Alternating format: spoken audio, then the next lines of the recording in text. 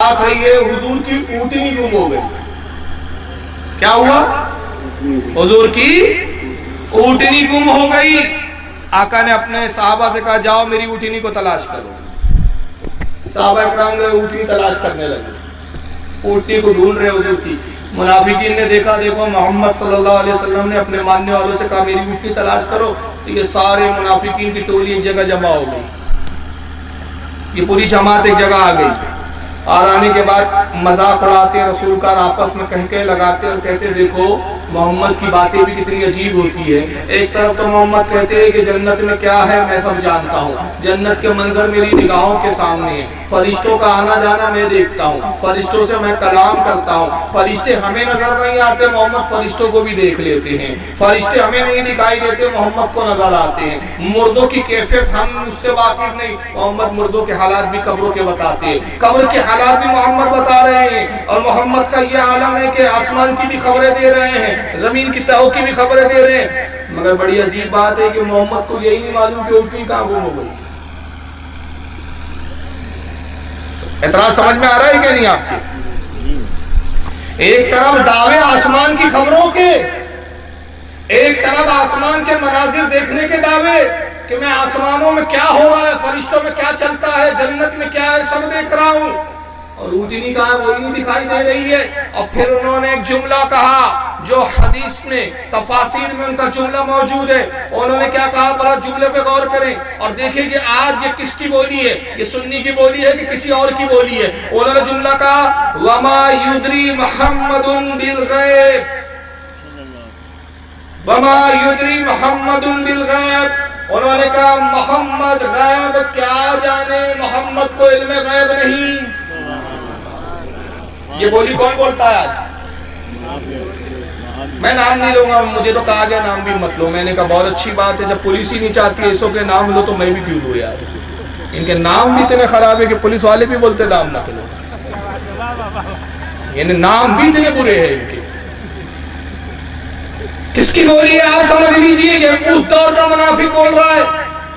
वमा युद्री मुहम्मदुन bill गैब, मोहम्मद गैब क्या जाने।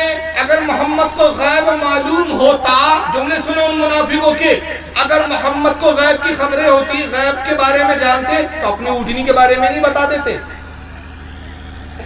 आज का मुनाफिक भी यही बोलता है, अगर हुजूर को इल्म गैब था तो उनकी बीवी पे तोहमत लगी, क्यों नहीं बता दिया, मेरी बीवी पाक दामन है, बीबी आयशा का हार गुम हो गया, हार ढूंढ रहे थे तो क्यों नहीं बता दिया, ढूंढने की जरूरत नहीं, ऊँट के नीचे है मैं जानता हूँ बता देता हूँ। मोहम्मद के घर पे किसी ने दरवाजा खटखटाया तो हुजूर ने पूछा कौन, अगर मालूम होता तो कौन क्यों कहते। ये अकल के घोड़े दौड़ाता। जब मुनाफिकीन ने कहा तो एक सहाबी थे हजरत ज़ैद इब्ने अरकम, उन्होंने सुन लिया इनकी बात और आने के बाद उन्होंने सुना तो हुजूर की खिदमत में आए, कहा अल्लाह के नबी वो चंद तोला बैठा हुआ है चिल्ला चिल्ली करने वाला, समझ रहे ना। और वो कहता है वमा युद्री मुहम्मदुन बिल गैब, मोहम्मद गैब नहीं जानते। अल्लाह के नबी वो आपके गैब के इल्म का इनकार करते और मजाक उड़ाते, हंस रहे हैं, कह लगा रहे हैं। अल्लाह के नबी ने फरमाया बुलाओ उनको। साहबा गए, बुलाया, कहा चलो रसूल बुलाते हैं। आया, क्या बात है? उन्होंने कहा क्या तुम ये कहते हो कि मैं गैब नहीं जानता? अल्लाह की कसम, रब्बे कायनात की कसम, मेरे रब ने मुझे वो इल्म दिया कि मैं जमीन के चप्पे चप्पे को जानता हूँ, जमीन के जर्रे जर्रे को जानता हूँ। लेकिन अगर मेरी ऊँटनी गुम हुई और मैं कहता हूँ तलाश करो, तो जब मैं किसी बात का हुक्म देता हूँ तो उसमें कुछ हिकमतें हुआ करती है, अल्लाह की और मेरी कुछ मर्जी हुआ करती है, उसकी हिकमतों को तुम नहीं जानते। मगर सुनो, अब तुमने मेरे इल्म गैब पर एतराज किया, खुदा की कसम मैं जानता हूँ कि मेरी ऊँटनी कहाँ है। आए मेरे साहबियों, जाओ इन मुनाफिकों को साथ में लो और साथ में जाकर देखो खुला वादी के अंदर, उन वादियों में जो झाड़ियाँ हैं, उन झाड़ियों के दरमियान में मेरी ऊँटनी और झाड़ियों को खा रही है। मैं जानता हूँ कहाँ है, लेकिन मैंने कहा तलाश करो तो कुछ हिकमत हो। देखिए पूछने से ला इल्मी साबित नहीं होती। सही बुखारी की हदीस है, वहां भी कोई हदीस नहीं दिखाई देती। सही बुखारी की हदीस है कि अल्लाह के रसूल फरमाते हैं कि जहाँ नेक मजलिसें होती है वहाँ फरिश्ते आते हैं और अपने परों से उस मजलिस को ढांप लेते हैं। और कौन सी किताब में ये हदीस? सही बुखारी में जो किसी का बाप किसी का कोई इनकार नहीं कर सकता। जब मजलिस खत्म होती है फरिश्ते अल्लाह की बारगाह में हाजिर होते हैं और अब इरशाद फरमाता है कहां से आ रहे हो? तो अब बोलो वहां भी नहीं, अल्लाह को भी नहीं पता कहां से आ रहे हैं। तो पूछना क्या नामालूम होने की दलील होती है? नहीं, मालूम होता है, लेकिन चाहता यह है जानने वाला कि भाई तू अपनी जबान से बता, मैं तेरी जबान से सुनना चाहता हूं। तो फरिश्ते कहते हैं परवरदिगार हम फुला मजलिस से आ रहे हैं। अल्लाह इरशाद फरमाता है मेरे बंदे क्या कर रहे थे? लीजिए, अल्लाह को यह भी नहीं पता क्या कर रहे थे। फरिश्ते कहते हैं रब्बे कदीर, वो तेरा जिक्र कर रहे थे, तेरी जन्नत का जिक्र कर रहे थे, तेरी दोज़ख का जिक्र कर रहे थे। अल्लाह फरमाता है मेरी जन्नत को उन्होंने देखा, मेरी दोज़ख को देखा, मुझे देखा? फरिश्ते कहते परवरदिगार नहीं देखा। क्या अल्लाह को नहीं मालूम कि बंदों ने उसको नहीं देखा? अरे भाई, कायनात में कोई ऐसी हस्ती है अल्लाह के रसूल के अलावा जिसने खुदा को देखा हो? तो अल्लाह को नहीं मालूम कि किसी ने नहीं देखा, फिर भी पूछ रहा क्या उन्होंने मुझे देखा? फरिश्ते कहते नहीं देखा। क्या जन्नत देखी मेरी? अल्लाह नहीं देखी। क्या मेरी दोज़ख देखी? मौला नहीं देखी। अगर मुझे देखते, मेरी जन्नत देखते, मेरी दोज़ख देखते, क्या करते? ऐ खालिक कायनात, जन्नत देख लेते, जन्नत की तलब में इबादतों में मशगूल हो जाते, जहन्नम देखते, तेरी पनाह चाहते, और अगर तेरा दीदार कर लेते दुनिया माफिया सबको भूल जाते, सबको फरामोश कर देते। रब फरमाता है अच्छा इतनी मोहब्बत से जिक्र कर रहे थे, इतनी दिल जमाई के साथ जिक्र कर रहे थे, ऐ फरिश्तों की जमात गवाह हो जाओ, जितने लोग मेरा जिक्र कर रहे थे उन सबको बख्श दिया। फरिश्ते कहते हैं परवरदिगार एक शख्स उसमें ऐसा भी था जो बाजार जा रहा था, मजलिस में नहीं आया, वो मजलिस सुनने की गरज से नहीं आया, वो बाजार जाने के लिए निकला। रास्ते में देखा लोग बैठे हैं, अल्लाह रसूल का जिक्र हो रहा है, दोज़ख और जन्नत का जिक्र हो रहा है, वो रुक गया, कुछ देर तेरा जिक्र सुना और फिर उसको काम याद आया, आगे बढ़ गया। खालिक कायनात उस बंदे के बारे में तेरा क्या हुक्म है? अल्लाह फरमाता है सुनो, जिनको मैं बख्श चुका उसके सदके में मैंने उसको भी बख्श दिया। यह हदीस से क्या पता चला? क्या खुदा को नहीं मालूम? तो रसूल के फरमाते हैं कि इसमें हिकमत होती है। जाओ मेरी ऊँटनी फला वादी में तलाश करो। साहबा इकराम इन मुनाफिकों को लेकर जाते हैं और चलाओ देखो आज खुल जाएगा कि हमारे नबी सच कहते हैं, और आज खुल जाएगा कि तुम कितने बड़े मक्कार और झूठे हो। जब साहबा वहां ले गए तो देखा तो जैसा हुजूर ने फरमाया था वैसा ही मामला था, वही वादी थी, वही झाड़ियां थी, और उन्हीं झाड़ियों के दरमियान में ऊँटनी झाड़ियों को खा रही थी। साहबा ने ऊँटनी को लिया, घर लेकर आए हुजूर के पास, तो रसूल ने फरमाया बताओ तुम अब क्या कहते हो? मेरे घर पर इतराज करते थे ना, अब क्या कहते हो? तो उन्होंने क्या कहा? अरे ऐ मोहम्मद सल्लल्लाहु अलैहि वसल्लम, आपने इतना लोड ले लिया, इतना आपने इसको अपने दिल पे ले लिया, हम तो यूं ही हंसी मजाक कर रहे थे। ये आज के मुनाफिक की भी आदत है, झूठ बोल लेंगे और जैसी पकड़ में आ गया, अरे खान साहब आप तो यार नाराज हो गए, तो इसी मजाक में बोल दिया था मैंने। ये बोली किसकी है आप समझते चलिए। कहा हम तो मजाक कर रहे थे, ऐ अल्लाह के नबी हमने कोई दिल से नहीं कहा कि आप गैब नहीं जानते। अगर हमने कहा वमा युद्री मोहम्मदुल गैब, मोहम्मद गैब क्या जाने, तो हमने हंसी मजाक में कहा। रब तबारक व तआला की रहमत को जोश आया, रब गजबनाक हुआ, कहा मेरे हबीब के साथ मजाक करते हो। सूरह तौबा पारा नंबर 10 आयत नंबर 65 और 66 नाजिल हुई। सूरह तौबा पारा 10 आयत नंबर 65 और 66 नाज़िल हुई। रब इरशाद फरमाता है वला इन सअलतहुम ला यक़ूलुन्ना इन्नमा कुन्ना नख़ूदु व नलअब। ऐ मेरे हबीब जब आप इनसे पूछोगे कि तुमने ऐसा क्यों कहा, तो वो यही कहेंगे कि हम तो यही हंसी मजाक कर रहे थे। अब कहेंगे कि हम तो हंसी मजाक में थे, हंसी मजाक कर रहे थे। कुल बिल्लाहि व आयातिहि व रसूलिहि कुंतुम तस्तहज़िऊन। तो ऐ मेरे हबीब फरमा दो इन लोगों से, क्या अल्लाह से मजाक करते हो, अल्लाह की आयतों से मजाक करते हो, अल्लाह के रसूल से मजाक करते हो? ला तातज़िरू क़द कफ़रतुम बादा ईमानुकुम, तुम काफिर हो गए। अब बहानेबाजी मत करो, ये हंसी मजाक की बात कह के बहाने मत बनाओ, तुम काफिर हो गए ईमान लाने के बाद। कौन कह रहा है ये? किसका कलाम है भाई? और हवाले सुन लो, वहां भी अगर बैठे हो यहाँ लिख रहे हो, और अगर मेरी तकरीर बड़ी तवज्जो से सुन रहे हो तो हवाले लिखो कि जो मैंने तफसीर बयान की, जो पूरा वाक़या बयान किया, इस आयत का शान नज़ूल बयान किया, इसको किसने लिखा? किसी बरेली के मौलाना ने नहीं लिखा कि आप ये कह के ठुकरा दो बरेलियों की तफसीर है। जनाब इसको लिखने वाले कौन है? आइए जरा हवाले सुनते चले। इसको इमाम इब्ने अबी हातिम ने लिखा, जो इमाम बुखारी के उस्ताद है। उन्होंने अपनी तफसीर, कुरान की तफसीर जिल्द नंबर 6 सफ़ा नंबर 1830 पर लिखा।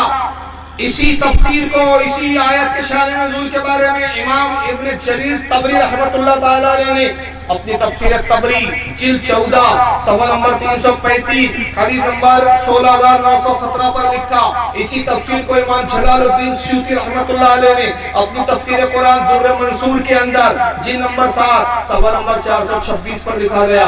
और भी मुफासिर ने लिखा। तो अल्लाह फरमा रहा है कि तुम पहले ईमान वाले थे मगर तुम काफिर हो गए, बहाने मत बनाओ। तो काफिर क्यों हुए? ईमान के बाद कैसे काफिर हुए? काफिर ऐसे हुए कि तुमने मेरे नबी के इल्म गैब का इनकार किया। समझ में आ रही है कि नहीं? अब आला हजरत ने देखा, एक मौलवी साहब ने किताबचा लिखा और नबी के इल्म गैब का इनकार किया। कहा कि अगर नबी को इल्म गैब होता तो इसमें नबी की क्या खासियत? ऐसा इल्म गैब तो जानवरों को भी है, ऐसा इल्म गैब तो पागलों को भी है, ऐसा इल्म गैब तो मजनून को भी है, ऐसा इल्म गैब तो तमाम जमी हैवानात को, बाहीम को हासिल है। यानी हर 4 पैर के चलने वाले जानवर, कीड़े मकोड़ों, हर हैवानात, सबको ऐसा इल्म है जैसा नबी को इल्म है। तो वो वहां उस दौर का वो जो है मुनाफिक कह रहा था मोहम्मद गैब नहीं जानते। और आज के दौर का मुनाफिक हुजूर के जब गैब का इनकार करता है तो गैब का इनकार ही नहीं करता, अपने बाप दादाओं से एक हाथ आगे बढ़ गया है। और कितना आगे बढ़ा? कहा मोहम्मद तो अव्वल गैब जानते ही नहीं। और अगर गैब जितना है भी तो उसमें हुजूर का क्या कमाल है? ऐसा गैब जैसा मोहम्मद को इल्म गैब, ऐसा इल्म गैब तो जानवर पागलों को भी है, 4 पाए के चलने वाले जानवरों को भी है, कीड़े मकोड़ों को भी है, हत्ता के जलील से जलील मखलूक कुत्ते और सुअर को भी ऐसा इल्म है। कौन सी किताब है मैं जिसका नाम ले रहा हूं? यह है हिफ्जुल ईमान। यह है हिफ्जुल ईमान। वजन 10 ग्राम भी नहीं, मगर कुफ्र की बात इतनी बड़ी इसमें कि इस कुफ्र को पहाड़ में उठाने से काफी। अब ये किताब मंजर आम पर आई, लिखने वाले थे हकीमुल उम्मत अशरफ अली थानवी। आला हज़रत की निगाहों ने इन किताबों को देखा, कहा ये तो मेरे नबी के इल्म गैब की तौहीन। कुरान तो कह रहा है कि जो नबी के गैब का इनकार करे तो बहाने मत बनाओ। कद कफरतुम बादा ईमानिकुम, अगर तुम ईमान वाले थे भी तो नबी के गैब का इनकार करके तुम काफिर हो गए। तो आला हज़रत ने कहा अब मैं काफिर नहीं कहता थानवी साहब को, ये तो परवरदिगार आलम काफिर कह रहा है, मैं नहीं कह रहा। अब मैं नहीं कह रहा हूं कि मन शक्का फी कुफ्रिही व अज़ाबिही फकत कफर, ये तो खालिक के कायनात कह रहा है कि बहाने मत बनाओ। अब जो तुम्हारे कुफ्र में शक करे ना वो भी काफिर हो जाए। मगर इतनी कुरान की वजाहत के बाद, इतनी तफासिरों के बाद आज भी वहाबी की बोली वही है कि इल्म गैब का इनकार करता है। क्यों करता है इल्म गैब का इनकार? इसलिए कि इन वहाबियों का धोखा ये है कि अवाम को लोग कहते हैं भाई किसी मौलाना के पीछे मत चलिए, कुरान और हदीस को पढ़िए। बड़े हलक से निकालता है कुरान और हदीस को पढ़िए, किसी मौलाना के पीछे मत चलिए। मुल्ला जी झूठ बोलना बंद करो, सबसे बड़े अपने मौलवी के मुकल्लिद तो आप हैं। और अगर नहीं है तो मैं यहाँ चंद चीजें रखता हूँ, हिम्मत हो तो जरा इसका जवाब अपने किसी बेगैरत मौलवी से लाके दे दो तो मैं भी मान जाऊँ कि तुम्हारे यहाँ भी कुछ गैरत बाकी है। आइए जरा देख लीजिए, मैं आपको एक चीज दिखा रहा हूँ। ये किताब लिखी गई है तक़वतुल ईमान, स्क्रीन पर मौजूद और हाथ में भी मौजूद है। यानी यहाँ डाउट हो तो यहाँ देख लो, अब यहाँ से नहीं दिख रही तो स्क्रीन पे देख लो।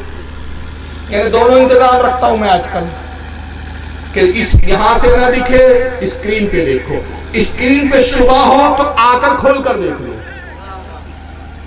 ताकि कल ये ना कहो कि भैया नहीं बरेलवी झूठ बोलता है। खुदा की कसम बरेली से ज्यादा दुनिया में कोई सच्चा है ही।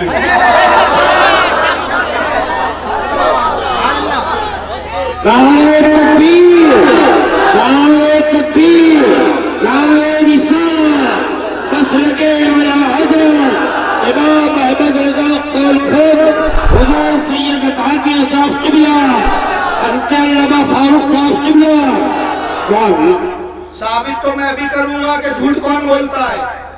आइए किताब तक़वतुल ईमान आज भी छप रही है। जाहिर सी बात है ये कोई आला हज़रत के जमाने का नुस्खा तो नहीं है। इसके हाल और हुलिया देख के लग रहा है कि आपको 150 साल 200 साल पुराना नुस्खा उठा के लाया हूं मैंने। उसकी प्रिंटिंग बता रही है ना कि ऑफसेट पर अभी लेकर छपा हुआ, और कितना छपा है मैं आगे और बताऊंगा। कितने नुस्खे अभी लाया हूं मैं, अभी बहुत सारे नुस्खे लाया। मेरे पास 18 तक़वतुल ईमान है टोटल। अभी तो एक ही देख रहे, अभी और देखेंगे। आइए लिखने वाले कौन है? मौलवी इस्माइल दहलवी। इनको ये शहीद कहते हैं, और फिर शहीद ही नहीं कहते, इनको देवबंदी भी अपना पेशवा मानते हैं, और गैर मुकल्लिदीन नाम निहाद अहले हदीस भी पेशवा मानते हैं। बल्कि इन दिनों में बड़ी जंग चल रही है दोनों में। अहले हदीस बोलते मौलवी इस्माइल दहलवी हमारे थे, और देवबंदी बोलते तुम्हारे नहीं थे, वो हमारे थे। तो हम बरेलियों ने फैसला किया भाई देखो हमारे तो हरगिज नहीं थे, आप ही आधा काट काट के बांट लीजिए। लड़ते क्यों हो भाई? हमारे तो हरगिज थे ही नहीं, ऐसा गुस्ताख मौलवी हमारा हो ही नहीं सकता। अब क्या लिखा है तक़वतुल ईमान में? आइए सफ़ा नंबर 48 दिखाइए भाई, स्क्रीन पे दिखाइए। सफ़ा नंबर इसका 48 है। देखिए ये फुल स्कैन पेज में दिखा रहा हूँ, जो पेज है इस किताब का सफ़ा 48, और वो इबारत अब बड़ी होके आपके सामने आएंगे जिसको आप खुद अपनी आंखों से देखकर पढ़ सकते हैं। मौलवी ने सफ़ा 48 पर लिखते हैं कि यानी जो कुछ अल्लाह अपने बंदों से मामला करेगा, खा दुनिया में, खा कब्र में, खा आखिरत में, इसकी हकीकत किसी को नहीं मालूम। अल्लाह अपने बंदों के साथ कब्र में क्या करेगा इसकी हकीकत कोई नहीं जानता। कब्र में क्या करेगा नहीं जानता, दुनिया में क्या करेगा नहीं जानता, आखिरत में क्या करेगा बंदों के साथ अल्लाह मामला कोई नहीं जानता। और नहीं जानने वालों में कितनों के नाम लिखे? अगर वो लिखते कि कोई बंदा अपनी कब्र के बारे में नहीं जानता, हम कहते बिल्कुल सही है, ठीक है भाई, हम नहीं जानते हमारे साथ कब्र में क्या होगा, आखिरत में क्या होगा। लेकिन ये हमारा जिक्र नहीं कर रहे, आम लोगों का जिक्र नहीं कर रहे, बल्कि क्या कहते हैं? इसकी हकीकत किसी को नहीं मालूम, ना नबी को, ना वली को, ना अपना हाल ना दूसरे का। यानी नबी इतना बेइल्म, इतना ना वाकिफ, इतना अनपढ़ और जाहिल, ये इनका नबी है। हमारा नबी तो वो है जो सब कुछ जानता, ये इनका नबी। इन्होंने नबी की पोजीशन क्या बताई कि कब्र का हाल नबी नहीं जानता, आखिरत का हाल नबी को नहीं मालूम, दुनिया में क्या हो रहा है क्या होगा नबी को नहीं मालूम। अरे दूसरों का तो छोड़िए, नबी को अपने बारे में खुद नहीं मालूम। नबी खुद नहीं जानता कि कब्र में उनके साथ क्या होगा, आखिरत में उनके साथ क्या होगा। अच्छा आइए इसका बस मुख्तसर जवाब दे दूं, और जवाब मैं नहीं आप ही देंगे इंशाल्लाह। मुझे बताइए मरने के बाद आप क्या करते हैं मुर्दे को? बोलो भाई क्या करते हैं आप? हाँ अरे जला देते हैं, क्या करते हैं? लटका देते हैं। बोलिए बोलिए, बोलेंगे नहीं तो तकरीर आगे नहीं बढ़ेंगे। दफना देते हैं। दफन करने के बाद क्या होता है कब्र में मुर्दे के साथ? सवाल जवाब होते हैं ना? कितने सवाल होते हैं? 10? 3 होते हैं ना, मालूम है आपको। पहला सवाल बोलिए, मन रब्बों का, तेरा रब कौन? दूसरा सवाल मा दीनों का, तेरा दीन क्या? तीसरा सवाल मा कुंत तक़ूलु हक़्क़ु फी हाज़ा रजुल, नबी करीम सल्लल्लाहु अलैहि वसल्लम की तशरीफ आवरी होती है, फरिश्ते कहते हैं हाज़ा रजुल, इसमें इशारा है करीब के लिए। हाज़ा रजुल क्या कहता था इनके बारे में, दुनिया में क्या बोलता था, आज बता। आका बोलता था कि अपनी तरह बशर बोलता था, आज तुम बता, तेरी पोल खोलेंगी आज। क्या कहता था? माँ कुंता तक़ूल, क्या कहता था, बोल। 3 सवाल होते हैं। अल्लाह के रसूल सल्लल्लाहु अलैहि वसल्लम इरशाद फरमाते हैं मोमिन होता है तो मोमिन बेसाख्ता जवाब देता है मन रब्बों का, कौन है तेरा रब? कहता है रब्बी अल्लाह, मेरा रब अल्लाह है। माँ दीनों का, मेरा दीन क्या है? दीन इस्लाम, मेरा दीन इस्लाम है। माँ कुंता तक़ूलु हक़्क़ु फ़ी हाज़ा रजुल, क्या कहता था वो रसूलुल्लाह के बारे में? वो फौरन खड़ा होकर कहता है, ऐ फरिश्तों क्या पूछते हो, हुवा मुहम्मद रसूलुल्लाह सल्लल्लाहु अलैहि वसल्लम, ये तो मेरे आका मोहम्मद सल्लल्लाहु अलैहि वसल्लम है। और खुदा की कसम मेरा इश्क कहता है, बरेली तो ये कहेगा, अरे जब देखता नहीं था तो यही तो कहता था, मुस्तफा जाने रहमत पे लाखों सलाम, अब तो देख रहा हूँ, अब पूछ लो क्या कहता था, इनका जिक्र आता था तो यही तो कहता था, मुस्तफा जाने रहमत पे लाखों सलाम। और आका कहते हैं जब काफिर, मुनाफिक, बददीन, बदमज़हब कब्र में जाता है, फरिश्ते पूछते तेरा रब कौन? वो कहता है हा हा ला अदरी, हा हा ला अदरी, हाय अफसोस मैं नहीं जानता। माँ दीनों का, तेरा दीन क्या? हा ला अदरी, हाय अफसोस मैं नहीं जानता। क्या कहता था इनके बारे में, रसूलुल्लाह के बारे में? हा ला अदरी, मैंने भी नहीं पहचानता, मैं नहीं जानता। आका फरमाते जब मोमिन जवाब दे देता है, जन्नत की खिड़की खोल दी जाती है, जन्नत की हवाएं कब्र में आती है, फरिश्ते कहते सो जा ऐसे जैसे दुल्हन सोती है। और जब काफिर जवाब नहीं देता, मुनाफिक और बददीन जवाब नहीं देता, फरिश्ता कोड़ा लगाता है, जहन्नम की खिड़की खुलती है, आग की तपीश, जहन्नम की तपीश कब्र में आती है, अज़ाब मुसल्लत हो जाता है। मुझे बताइए ये कब्र के हालात किसने बताए, कौन बता रहा है? बोलो कौन बता रहा है? आपने दूरबीन लगा के देखा, हमारे माँ बाप ने देखा, हमारे दादा ने देखा, किसने बताया कि कब्र में सवाल होते हैं, जवाब दे दो तो कामयाब है, जवाब ना दो तो नाकाम हो। कौन बता रहा है ये? बाबड़ा बोलता है नबी को कब्र का हाल नहीं मालूम, आखिरत में क्या होगा नबी को नहीं मालूम। आओ आखिरत की तो कितनी तफसीलात है, आखिरत का लोगों मुझे आखिरत में तुम कहाँ तलाश करोगे? अल्लाह के नबी आप बताएं हम आपको कहाँ ढूंढे? काम मैं हौज़े कौसर पे कौसर के जाम पिला रहा हूँ। हुजूर अगर वहाँ आपसे मुलाकात ना हो, पुलसिरात पर आ जाना, मैं वहाँ पुलसिरात पर अपने गुनाहगार उम्मतियों को गुजार रहा हूँ। हुजूर वहाँ मुलाकात ना हो तो मीज़ान अमल पर आ जाना, वहाँ पर आ जाना। और आका कहते हैं लोगों तुम तो वो हो कि जो मुझे वहाँ तलाश करोगे। खुदा की कसम दुनिया में जो मुझ पे बहुत सारा दरूद पढ़ता था उसे मुझे तलाश करने की जरूरत नहीं, मैं खुद उसको तलाश करूंगा। उसकी शफाअत के लिए मैं खुद उसे ढूंढूंगा और ये कहकर ढूंढूंगा। आका कहते हैं कि मैं कहूंगा दुनिया में इसने मुझे इतना याद किया, मुझे हयात है कि आखिरत में मैं इसको भूल जाऊं। ये आखिरत के हालात कौन बता रहा है? नबी बता रहे हैं ना। आका कहते हैं लिवाउल हम्द मेरे हाथ में दिया जाएगा। लिवाउल हम्द क्या? ये एक बहुत बड़ा झंडा होगा, इतना बड़ा झंडा। हुजूर फरमाते हैं अगर वो दुनिया में झंडा उतार दिया जाए तो उसका पहला सिरा तहत सरा में, आखिरी सिरा उसका आसमानों में पहुंचा। इतना बड़ा झंडा होगा, उसका फरेरा, उसका जो कपड़ा, उसका जो पर्दा होगा वो इतना बड़ा होगा कि अव्वलीन और आखिरीन, आदम से लेकर आखिर तक तमाम उम्मतें, तमाम लोग उस झंडे के नीचे आ जाएंगी। हुजूर फरमाते हैं अल्लाह मेरे बाजू में वो कुव्वत देगा। आलम कहते हैं जिसको बारे दो आलम की परवाह नहीं, ऐसे बाजू की कुव्वत पे लाखों सलाम। वो उतना बड़ा, इतना वजनी झंडा मैं उठाऊंगा, इस पर मुझे कोई फक्र नहीं। अव्वलीन और आखिरीन का मैं उस दिन सरदार होऊंगा, इस पर मुझे कोई फक्र नहीं। लिवाउल हम लेकर मैं आगे बढ़ूंगा और अपने उम्मतियों की मैं शफाअत करूंगा। जन्नत का दरवाजा सबसे पहले मैं खुलवाऊंगा। आका कहते हैं जब हश्र का दिन कायम होगा लोग अपने पसीने में डूब रहे होंगे, सूरज सवा नेज़े पर आ जाएगा, लोगों के अमाल के मुताबिक पसीना होगा। किसी के घुटनों तक पसीना है, किसी के कमर तक पसीना है, किसी के गर्दन तक पसीना है, किसी के नाक तक है, कोई पूरा पसीने में डूबा हुआ है। हुजूर फरमाते हैं तमाम उम्मतें, तमाम लोग आदम के पास जाएंगे, अरे आदम आप हमारे बाप पर शफाअत कीजिए, हमारी अल्लाह की बारगाह में हमारी सिफारिश कर दीजिए। हज़रत आदम कहेंगे नफ्सी नफ्सी इज़हबू इला गैरी, आज तो मुझे अपनी पड़ी हुई है, जाओ किसी और के पास जाओ। और शीश अलैहिस्सलाम के पास जाएंगी, शीश अलैहिस्सलाम कहेंगे नफ्सी नफ्सी इज़हबू इला गैरी, मुझे आज अपनी पड़ी है, किसी और के पास जाओ।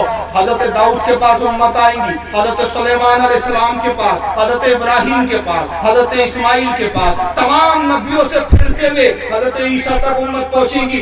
1,24,000 अंबिया तक उम्मत घूम आएंगी। हर नबी कहेगा इज़हबू इला गैरी, किसी और के पास जाओ, किसी और के पास जाओ, नफ्सी नफ्सी नफ्सी नफ्सी। आज तो हमें अपनी फिक्र लगी हुई है, अपनी पड़ी हुई है। जब ईसा के पास जाएंगे जनाब ईसा अलैहिस्सलाम ये नहीं कहेंगे नफ्सी नफ्सी, ईसा अलैहिस्सलाम ये नहीं कहेंगे इज़हबू इला गैरी, वो कहेंगे लोगों एक ही साथ है जो तुम्हारी शफाअत करवा सकती है, एक ही साथ है जो आज उनकी सुनी जाएंगी, एक ही साथ है जिनकी आज कबूल की जाएंगी, वो मोहम्मद सल्लल्लाहु अलैहि वसल्लम है। जाओ मोहम्मद की बारगाह में। जब हुजूर की बारगाह में आएंगे आका कहते हैं तमाम नबियों ने तो ये कहकर लौटाया था इज़हबू इला गैरी, और जब उम्मत मेरे पास आएंगी मैं कहूंगा अना लहा अना लहा अना लहा, मैं इस काम के लिए हूं, नहीं इस काम के लिए हूं। कौन बता रहा है? और वाबिदी का अकीदा क्या है? न कब्र का हाल मालूम, न आखिरत का हाल मालूम, न दुनिया का हाल मालूम। हाथ तो ये दूसरों का छोड़ो, अपने बारे में भी नबी को नहीं मालूम। और फिर एक दूसरे मौलवी साहब लिखते हैं, आइए ये भी किताब देख लीजिए, नाम है अल बराहिनुल कातिया।